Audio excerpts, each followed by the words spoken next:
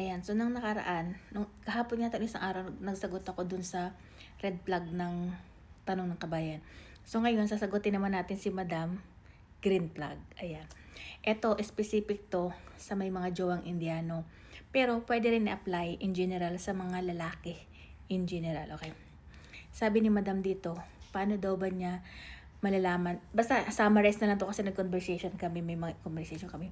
Sabi niya, totoo daw ba na mahal siya ng lalaki? So sabi niya, super tawag, super kulong lalaki sa trabaho sa bahay. Tapos, ito yung mga teenager effect. habang daw sila ay natutulog, naka-unli call sila. Tapos, buhay ang telepono habang natutulog. Nakakita ako nito sa mga TikTok. Tapos, binibilan siya ng kung anong gusto niya. Tapos, pinapadeliveran siya ng pagkain. Tapos, binibigyan pa rin siya ng sustento daw na cash. Ganyan. Okay. So, nagwawala na naman siya. So, ngayon ito totoo to. Yan. Red flag yan, ma. Ay, green flag yan, ma. Yung ginagawa sa Indiano mo, ibig sabihin yan, mahal ka. 5 months pa lang daw sila. Both sila single. So, maganda yung ganito. Parehas kayo single. May pag-asa kayo, be. Samahan mo yan, ma'am, ng dasal. Ganun. Both sila single daw. 5 months pa lang sila, ganun na. So, ako, mag-share ako ng sa own experience ko sa Indiano, sa asawa ko. So, yung asawa ko, hindi marunong manligaw. Hindi marunong magsabi. Puro lang siya concern. Ayan, pag ang lalaki, isang Indiano ay super concern, kumain ka na ba, ganyan.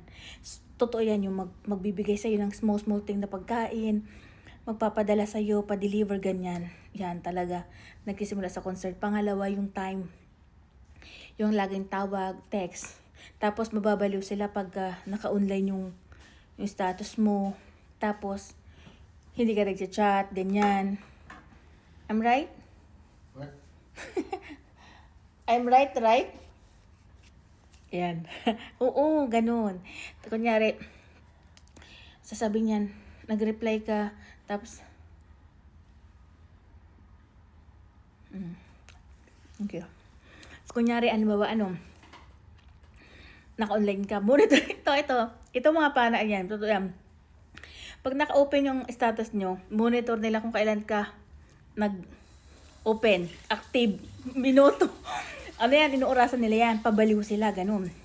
Ito, sabi ko sa inyo, yung ko dyan, video dyan na, hanggang madaling araw, hindi ka titigilan ng tawag, araw-araw. Gusto ko makita, kahit kimpot lang, halimbawa, bawal sa trabaho, kikimbot lang sila, makita ka lang, ganyan.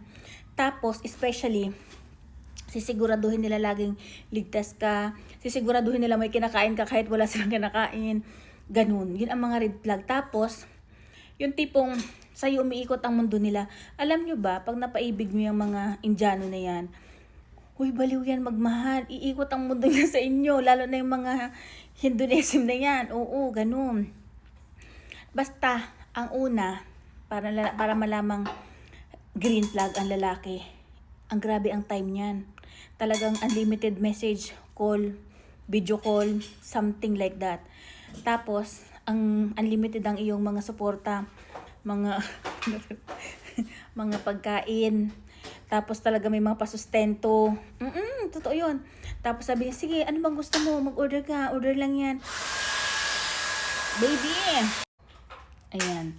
So, mag-order ka, kung ano, tapos, yan, tapos sabi, anong kailangan mo? Tapos, ito pa. Tanong yan ang tanong about sa pamilya mo. Okay? Pamilya mo, kamusta ang buhay sa Pilipinas, pamilya ng baka kailangan ng ganito, ng ganyan. Si offer talaga yan. Talagang sila yung parang, hindi mo iisipin kung namang problema ka. Yung problema mo, kukunin nila yan. Ganun. Kaya, ma'am, yung jowa mo, mahal ka niyan. Totoo yan.